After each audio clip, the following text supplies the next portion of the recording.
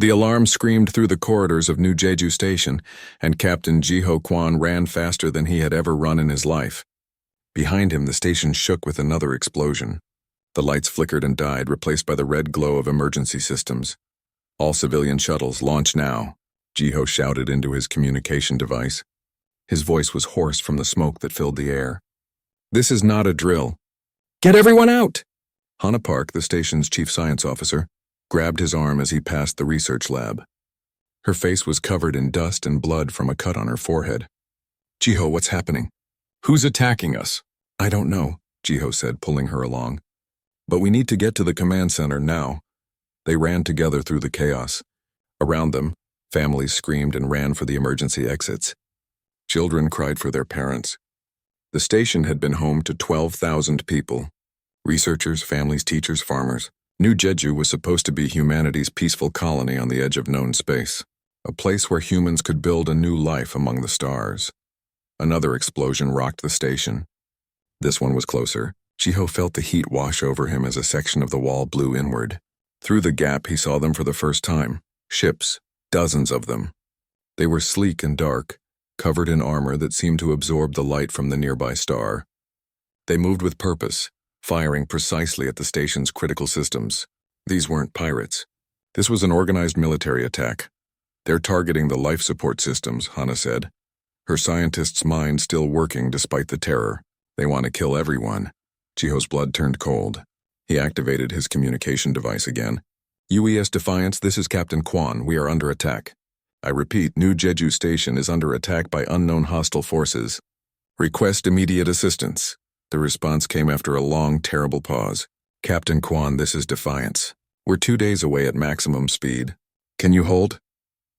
Jiho looked around at the destruction, at the bodies already lying in the corridors, at the families still trying to reach the escape shuttles. "No," he said quietly. "We can't." He switched channels. "All personnel abandon station. Get everyone into the shuttles and run. Don't look back." For the next hour, Jiho and Hana worked to load as many people as possible into the escape shuttles. The attacking ships didn't target the small civilian craft, which Jiho found strange. It was as if they wanted survivors, as if they wanted witnesses. When the last shuttle launched, Jiho and Hana boarded the Defiance's captain's yacht, a small ship meant for diplomatic visits. As they pulled away from the dying station, Jiho looked back. New Jeju Station, humanity's pride, was breaking apart. Explosions bloomed along its length like deadly flowers. He could see bodies floating in the vacuum, pulled out when the hull breached. "Record everything," Jiho told Hana. "Every ship, every weapon signature, everything. Someone needs to see this." Hana's hands shook as she worked the sensors. "I'm counting 47 ships. They're all the same design." "This is a fleet, Jiho. A military fleet." One of the attacking ships changed course. It moved toward them and Jiho's heart stopped. They were unarmed. If the ship decided to destroy them, there was nothing they could do. But the ship didn't fire. Instead, it sent a communication signal. Jiho accepted it and a face appeared on the screen. It wasn't human. The creature had 4 eyes arranged in a square pattern on its face. Its skin was dark green and covered in what looked like natural armor plates. When it spoke, a translator converted its words into English. "Attention, human vessel. I am Commander Vrix of the Galactic Collective. Your colony was built on disputed territory. We have removed the illegal settlement. You are free to leave. Tell your leaders that the Collective offers compensation. We will provide you with coordinates to another world where you may settle. This matter is now closed." The screen went dark. Jiho stared at the blank display. Around him, New Jeju Station continued to die. 12,000 people, 12,000 lives, and this creature called it an illegal settlement that had been removed. "Compensation," Hana whispered. Her voice was hollow. "They think they can pay us for this." Jiho saved the recording. Every word, every image. Then he set course for Earth. The journey took 3 weeks. When they arrived, Earth's orbit was filled with ships. The United Earth Fleet, humanity's military force, had been mobilized. Admiral Daeho Shin was waiting for them. Daeho was old by military standards, nearly 70 years, but his mind was sharp and his will was iron.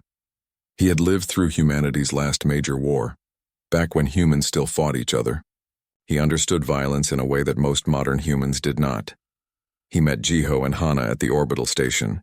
"Show me," was all he said. They showed him the recordings, all of it. The attack, the destruction, the bodies floating in space, the cold casual message from Commander Vrix, the collective's offer of compensation. Deho watched in silence. When the recording ended, he stood and walked to the window. Outside, Earth turned slowly, blue and green and peaceful. Humanity's home.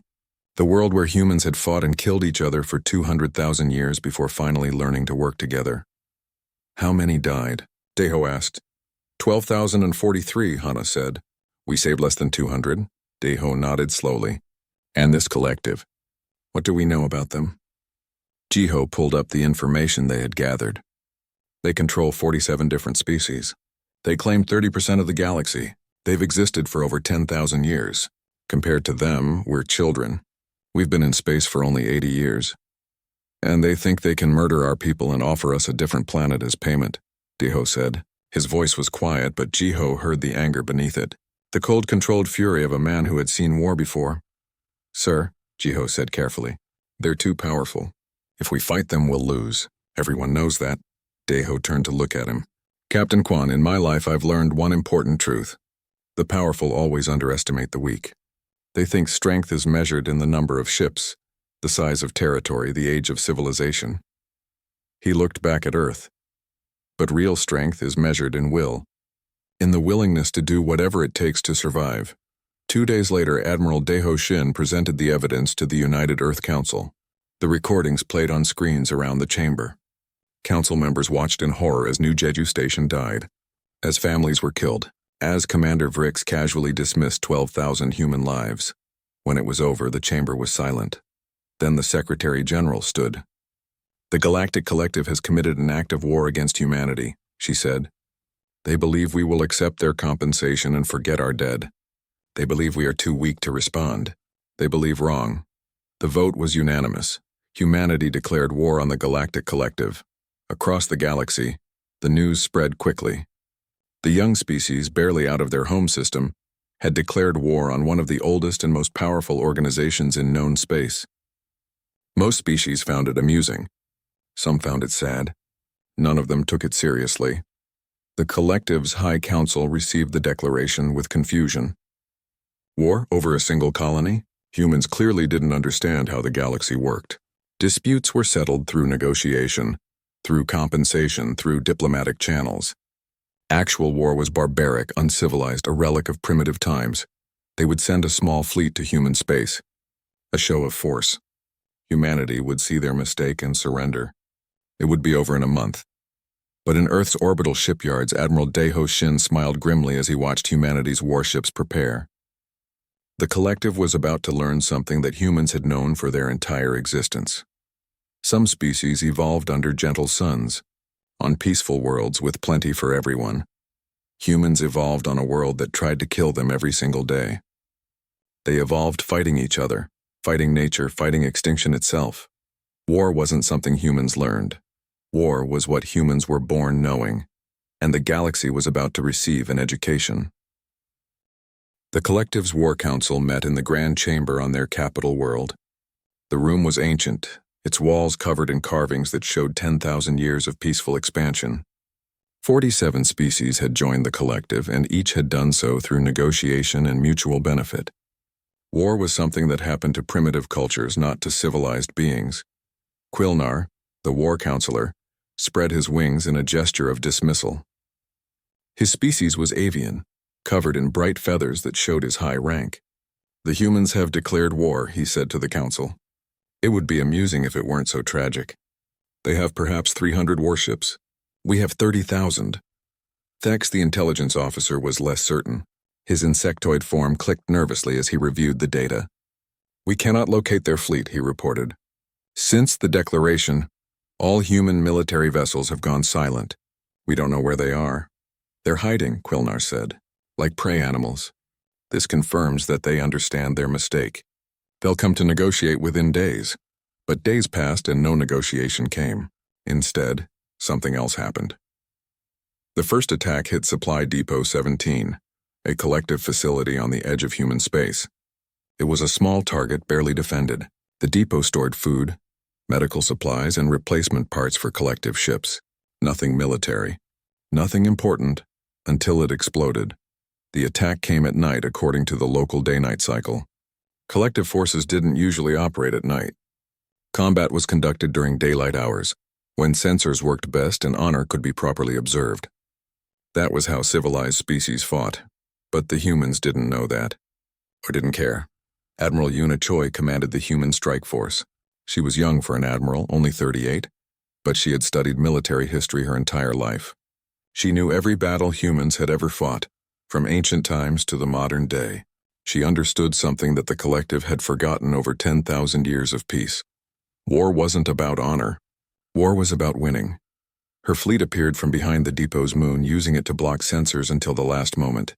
They fired missiles first, taking out the depot's communication arrays. Then they closed in fast, using their smaller, faster ships to dodge the clumsy defensive fire. The entire attack lasted 11 minutes. When it was over, Supply Depot 17 was the expanding cloud of debris. The few collective survivors reported something that troubled the War Council. They didn't announce their presence, the survivors said. They didn't challenge us to battle. They just attacked. In the dark. Without warning, Quilnar was furious. This is not how war is conducted. There are rules. Protocols. But the humans kept attacking, and they never followed any rules the collective knew. Commander Sun Wu Li led the special operations teams. He was a former Marine who had trained in Earth's harshest environments. His teams were small, usually just 5 or 6 people, but they were deadly. They infiltrated a collective command station by hiding inside a supply shipment. They waited until the station's crew was sleeping. Then they sabotaged the main reactor and deleted all the station's intelligence data. They were gone before anyone knew they had been there. Another team attacked a collective shipyard. They didn't destroy the ships being built. Instead, they planted small devices throughout the facility. Devices that would wait, silent and hidden until the ships launched. Then they would explode. 3 new collective warships left the yard. 2 days later, all 3 exploded simultaneously, killing everyone aboard. Thex reported these incidents to the War Council with growing concern. They don't fight like any species we've encountered, he said. They attack supply lines, not military targets. They strike at night from unexpected directions. They use deception and sabotage. They target our psychological weaknesses. Cowardly tactics, Quilnar spat. They're afraid to face us in open battle. Or they're smart enough not to, Thex replied quietly. The War Council decided to send a message. They would gather a fleet, 3,000 warships, and march directly to Earth. They would show humanity the futility of resistance. The humans would see the Armada approaching and surrender. It was inevitable. Fleet Admiral Vorkis led the Armada. He was experienced, having commanded collective forces for 40 years. In that time, he had fought in 7 conflicts. All had ended with negotiated settlements after a single show of force. This would be the same. His fleet moved through space in perfect formation. Collective military doctrine valued order and precision. Ships moved in designated patterns following strict hierarchies. Battles were fought according to established rules that all civilized species agreed upon. The humans apparently hadn't read those rules. The Armada was 3 days from the Sol system when the first ships started disappearing. Not destroyed, just gone. Ships would be there on sensors one moment and vanish the next. Spread out, Vorkis ordered. Search for the enemy. But the enemy was already among them. Minji Han's Ghost Protocol was a masterpiece of engineering. It didn't make ships invisible, not exactly. Instead, it used a combination of reflective coatings, heat sinks, and signal damping to make human ships look like background noise on sensors. To collective sensors, the human ships were just empty space. Admiral Una Choi had positioned her forces throughout the collective fleet's path. When the Armada spread out to search, they scattered their strength. That was when Una struck. Human ships appeared from nowhere, firing at point-blank range. They targeted engines and weapons first, crippling collective ships before they could respond. Then they vanished again, disappearing into the sensor noise before the collective could organize a counterattack. It was like fighting ghosts. Vorkis tried to rally his fleet, but his ships couldn't find targets. They fired at shadows while human missiles struck from the darkness. When the battle ended, the Armada had lost 1,200 ships, 40% of its strength. The remaining vessels retreated in chaos, all formation abandoned in the panic to escape. Forcas sat in his command chair, staring at the empty space where his fleet had been.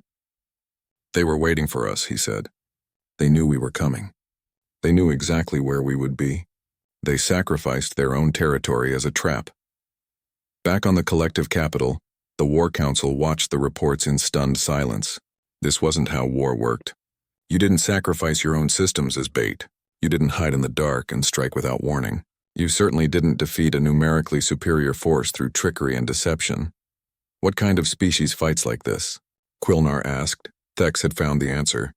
"I've been researching human history," he said, pulling up data on the Council's display screens. "They've been fighting wars for their entire existence. Not occasional conflicts like us. Continuous warfare.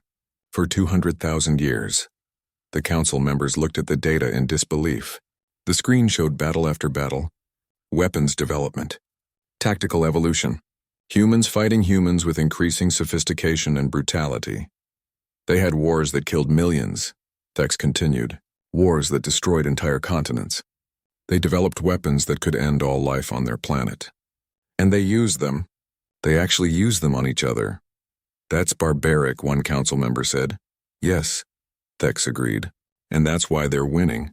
We've had peace for 10,000 years. We've forgotten what real war looks like. They never stopped learning how to kill." Quilnar stood, his feathers ruffling in agitation. "Then we'll show them true strength.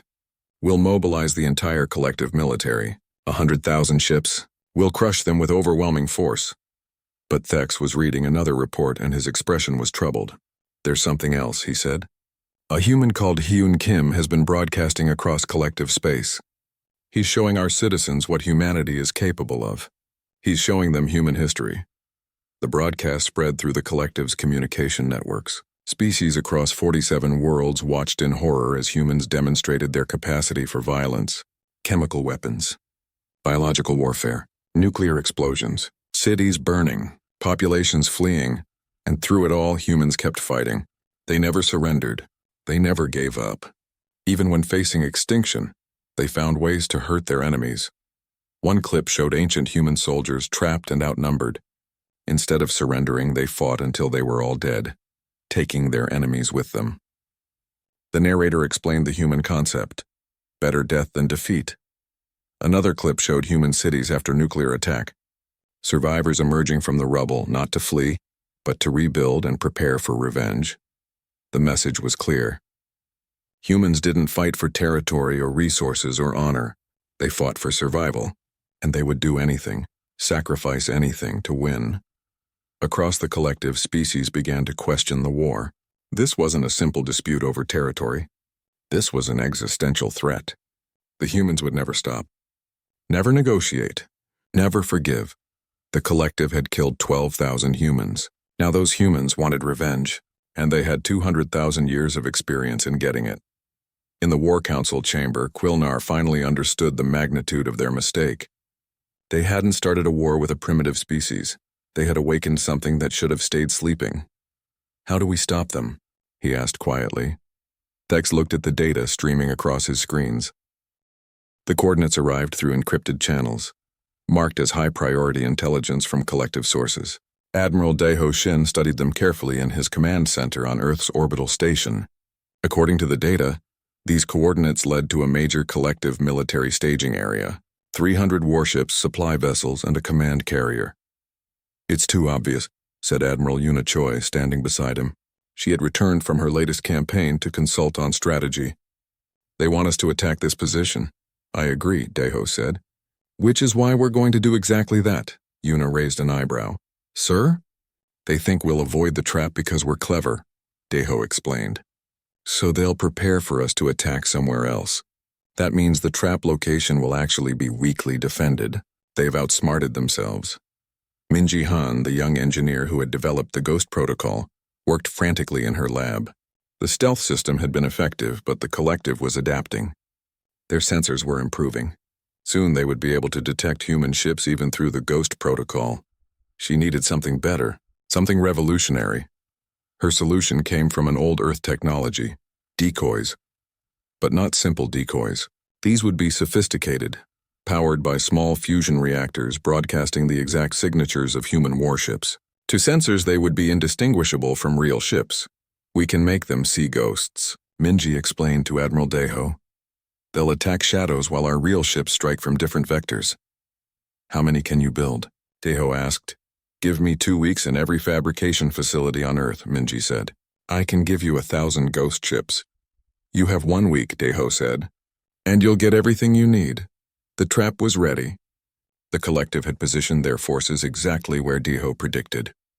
Fleet Admiral Vorkis commanded the position personally, determined to avenge his previous defeat. He had learned from his mistakes. His ships were spread out now in defensive positions, sensors at maximum range. The humans will come, Vorkis told his officers, and this time we'll be ready. He was right. The humans did come. They appeared on sensors in massive numbers, hundreds of ships moving in formation toward the collective position. It was the largest human fleet anyone had seen. All ships prepare to engage, Vorkis ordered. This ends today. The collective fleet opened fire at maximum range. Missiles and energy weapons lanced through space toward the approaching human ships. Direct hits. Multiple hits. Ships exploded in brilliant flashes, but they kept coming. More ships behind them. Hundreds more. How many ships do they have? An officer asked in confusion. Too late, Vorkis understood. He pulled up the sensor data from the destroyed ships. The debris patterns were wrong. Too light, too uniform. They're decoys, he said. All of them. Where are the real ships? The answer came from behind them. The real human fleet appeared from the opposite direction, emerging from the shadow of a gas giant where they had been hiding. Led by Captain Jiho Kwan in the UES Defiance, they struck at the collective's undefended rear. The battle was brutal and swift. The collective forces, trapped between the advancing decoys and the real attack, broke apart in confusion. Ships fled in all directions. Vorkis managed to escape with less than a third of his fleet. The victory was significant, but Deho knew it wasn't enough. The collective still had vast resources. They could replace losses quickly. Humanity needed something more, something that would break the collective's will to fight. Hyun Kim had been a diplomat before the war. Now he was humanity's voice broadcasting across collective space. But he wasn't negotiating. He was waging psychological warfare. His latest broadcast started with simple facts. Earth's population, 7 billion humans. Then he showed images of Earth's cities. Billions of people, all connected, all working together, all angry. You killed 12,000 of us, Hyun said in the broadcast. You thought it would make us afraid. Instead, you made 7 billion humans very, very angry. Do you understand what that means? The broadcast showed more human history. But this time it focused on specific examples. The siege of Leningrad, where humans ate wallpaper paste and leather to survive rather than surrender.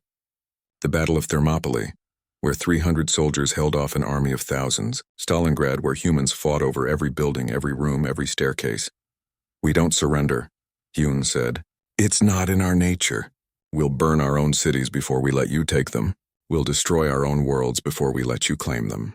And we'll keep fighting until every single one of you understands what you did. Then he showed projections, mathematical models. If the war continued at its current pace, the collective would suffer complete economic collapse within 2 years. Their military would be exhausted within 3, and humans would still be fighting. You have more ships than us, Hyun said. More territory, more resources. But we have something you don't.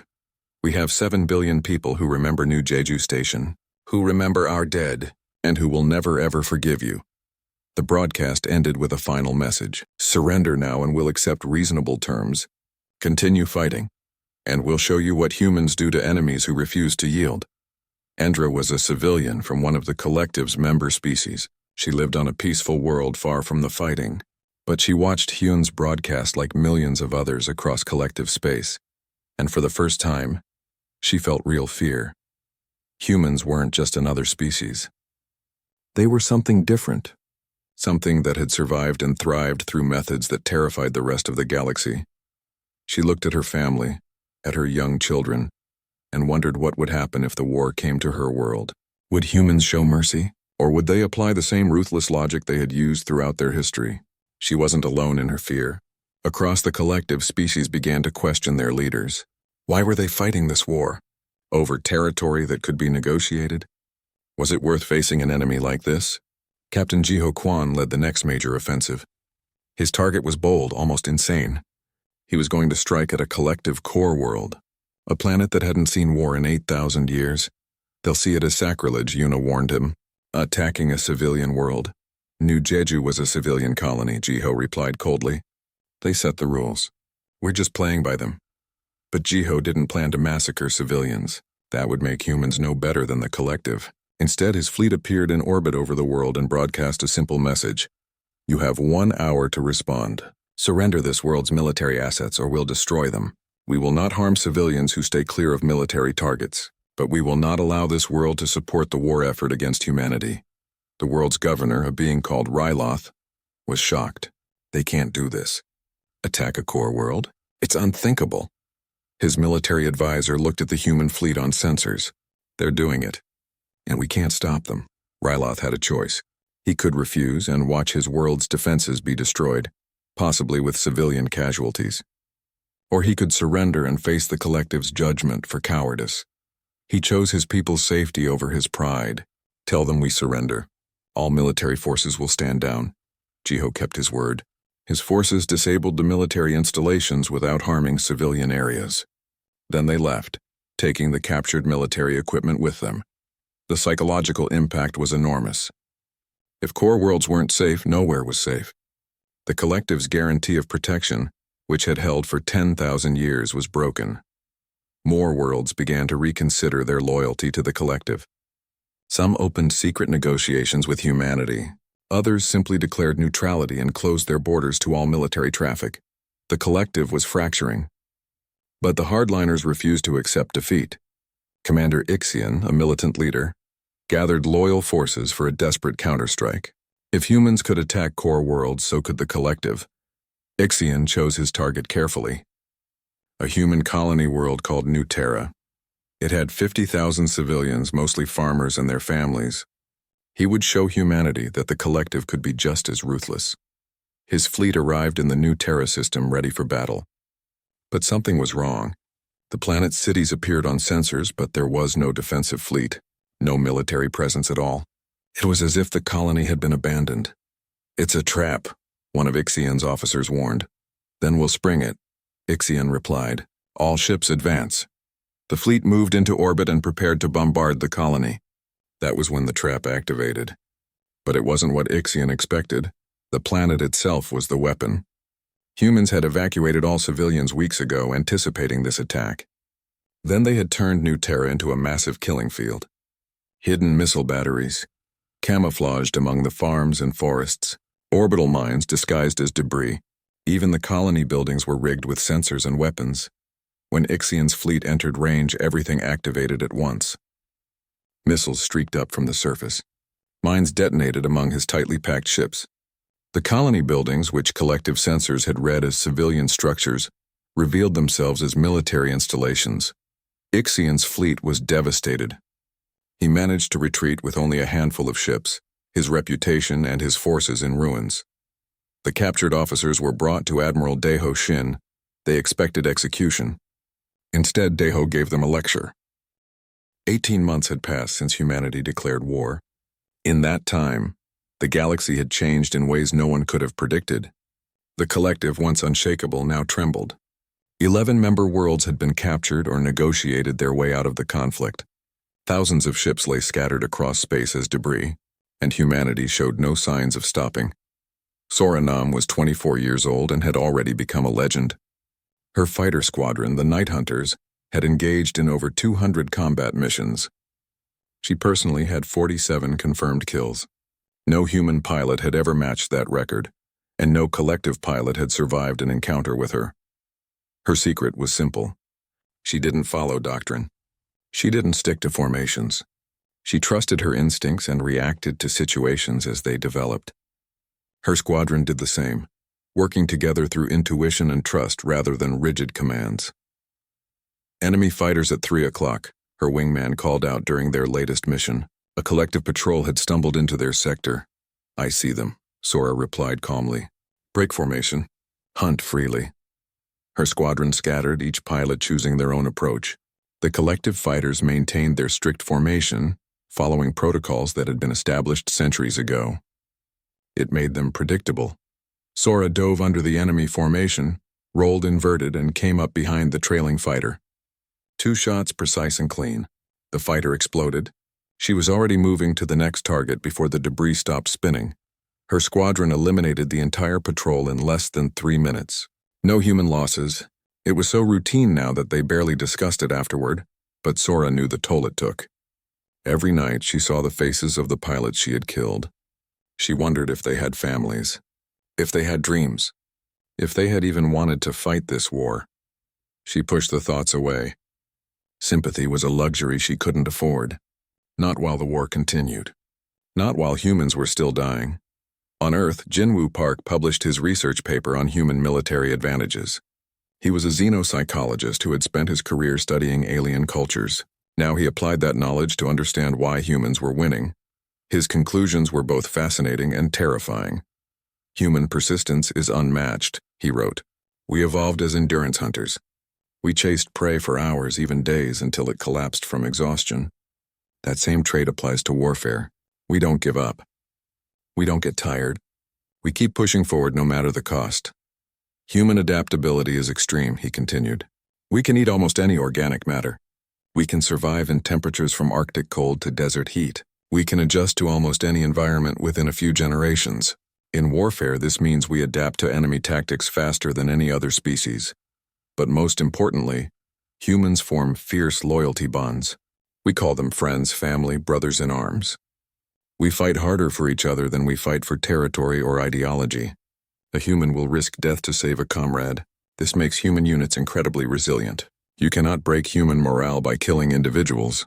You only make the survivors more determined. The paper spread through both human and collective space. It explained what many had observed but couldn't articulate. Humans were different at a fundamental level. Evolution had shaped them into perfect survivors. But Jinwoo added one final observation that chilled everyone who read it. Humans have a trait that defies pure survival logic: spite. Given the choice between accepting humiliation and choosing mutual destruction, humans will often choose destruction. They would rather die than submit to an enemy they hate. This makes them nearly impossible to defeat through conventional means. The collective's member species began to act on their fears. Grethok, leader of the Thurian people, made a public announcement that shocked the galaxy. His species was declaring neutrality. They would no longer provide ships, supplies, or support to the collective war effort. We joined the collective for mutual prosperity, Grethok said in his broadcast, not for extinction. Humanity has shown restraint toward those who withdraw from the conflict. We choose survival over pride. His decision sparked a cascade. Within weeks, 6 more species declared neutrality. The collective's military strength, already weakened by losses, began to collapse as supply chains broke down and support structures crumbled. The hardliners in the collective leadership refused to accept reality. Commander Ixion, still bitter from his defeat at New Terra, planned one final strike. If he couldn't defeat humanity militarily, he would hurt them so badly they would be forced to negotiate. He gathered every loyal ship he could find. Veteran crews, the best the collective had left. 300 warships ready to die if necessary. His target was a human colony world called Haven. It had 80,000 civilians and minimal defenses. We'll show them the cost of continuing this war, Ixion told his officers. They'll see their own people dying and finally accept peace terms. His fleet jumped into the Haven system ready for a quick strike. But the system wasn't undefended. Admiral Daeho Shin had predicted exactly this move. He had positioned his forces in the outer system, waiting. But more importantly, Haven civilians had been evacuated 2 weeks earlier. Daeho had learned from New Terra's success. Every human colony on the front lines was now a potential trap. When Ixion's fleet approached the planet, they found cities that looked inhabited, but were actually empty shells rigged with weapons and sensors. When they landed troops, those troops found themselves in a deadly maze of automated defenses and hidden explosives. The fleet in orbit fared no better. Daeho's forces struck from multiple directions, using tactics that had become human signatures. Stealth approaches, decoy attacks, coordinated strikes on weak points. The battle lasted 6 hours and ended with Ixion's complete defeat. Ixion himself was captured alive.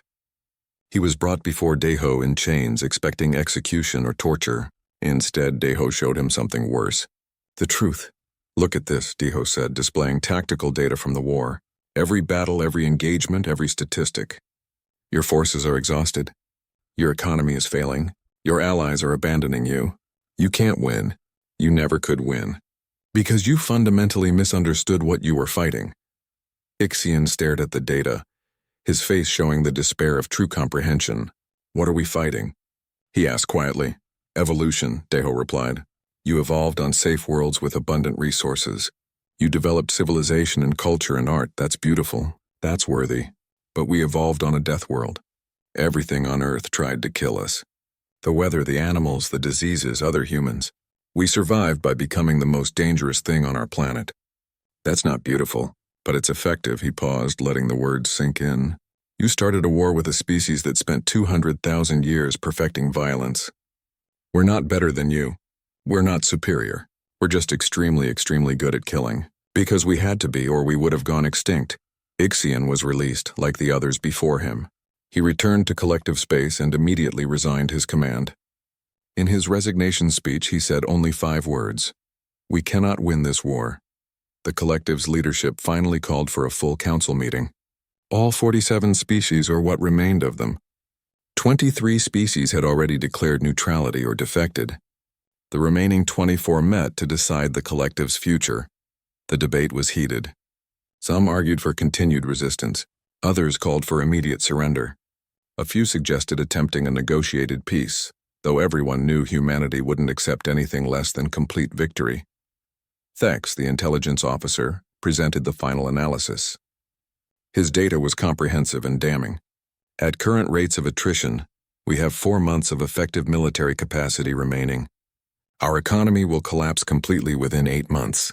14 of our remaining member species are considering withdrawal. If the war continues, the collective will cease to exist as an organization.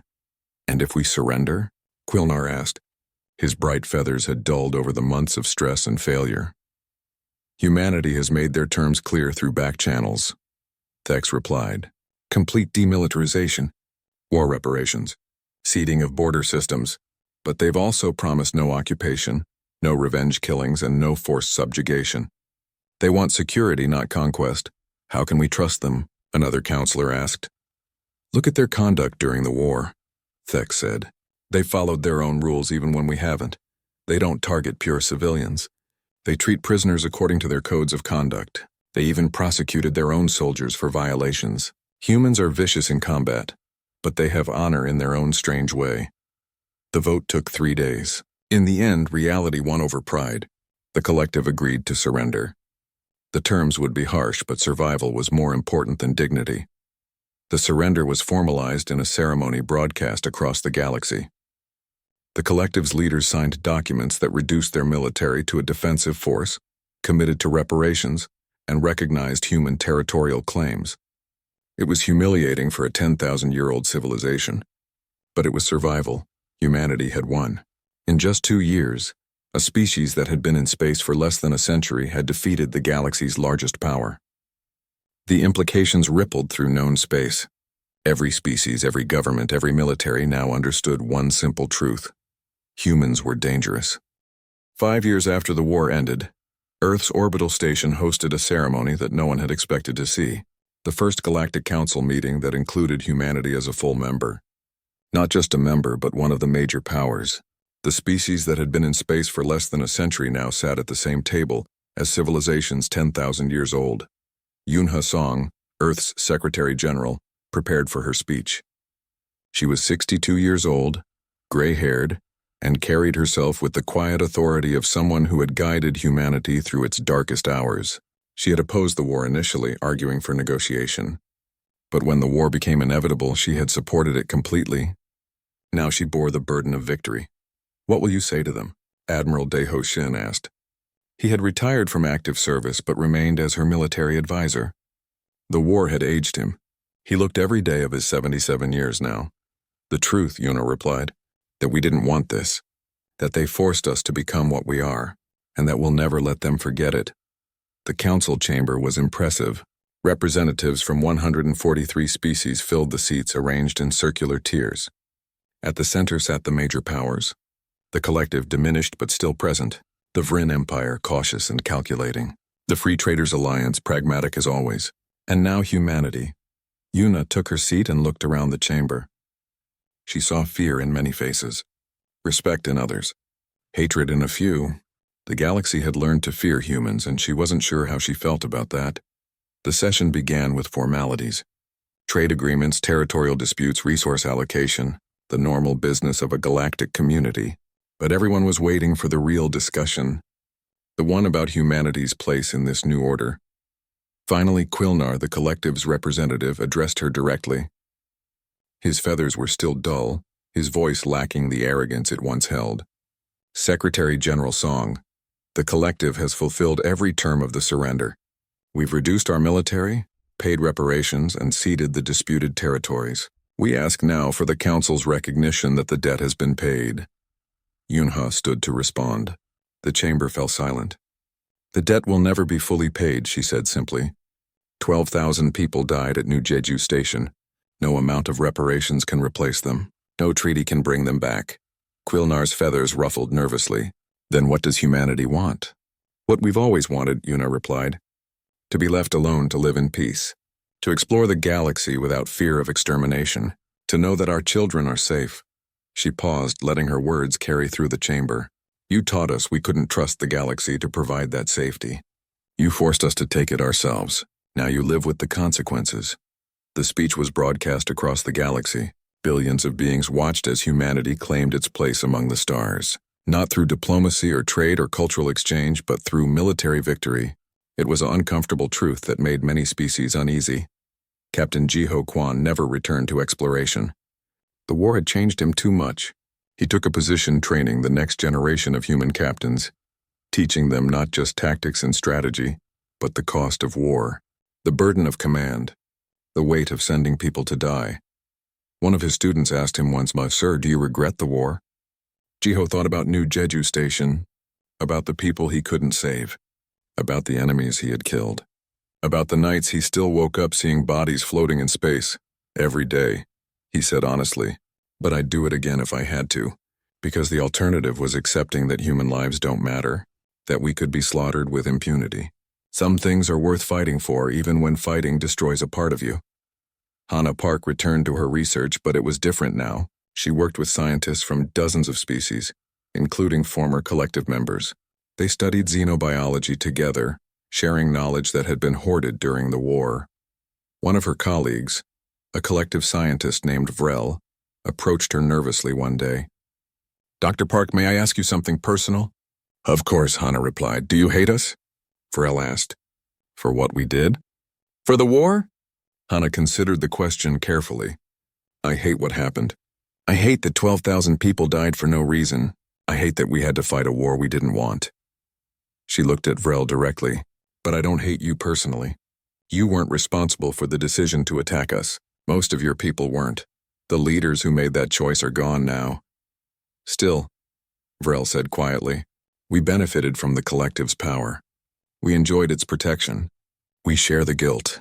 "Maybe," Hannah said, "but guilt can be transformative. It can make you better, make you work for a future where these things don't happen." She smiled slightly. "Work with me on this project. Help me understand your people better. That's more valuable than guilt." Soranam struggled the most with peace. She had been a warrior, one of the best. Now there were no more enemies to fight. She tried civilian life, but nothing felt right. Everything seemed too safe, too easy, too boring. She finally found purpose in an unexpected place.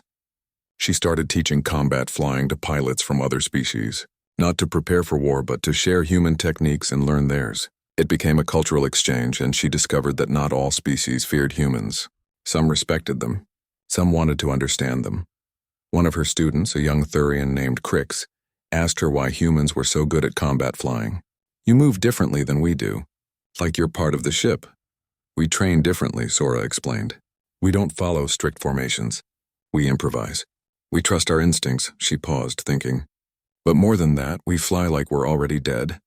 Like the only thing that matters is completing the mission. It makes us fearless in ways that can seem reckless." "That sounds terrifying," Crick said. "It is," Sora agreed. "For us too. But it works."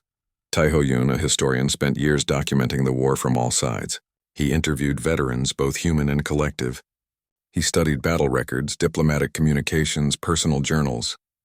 His goal was to create a comprehensive account that didn't glorify either side but showed the truth. His book, The Cost of Misunderstanding, became required reading in schools across dozens of worlds.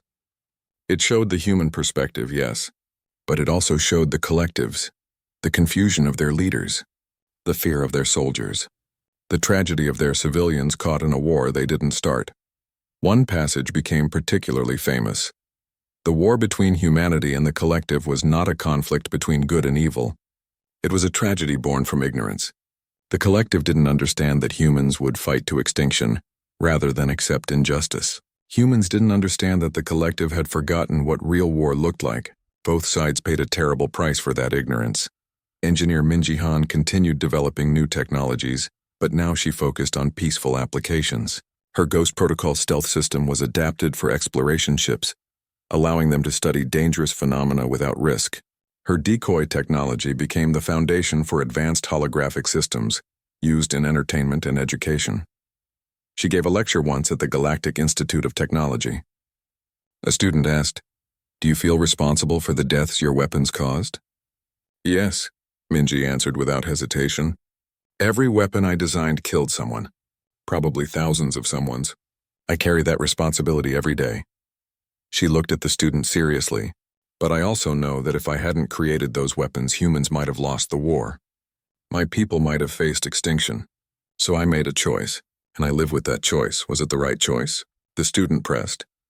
"I don't know," Minji admitted. "I'm not sure there was a right choice, just necessary ones. War doesn't care about right and wrong. It only cares about survival."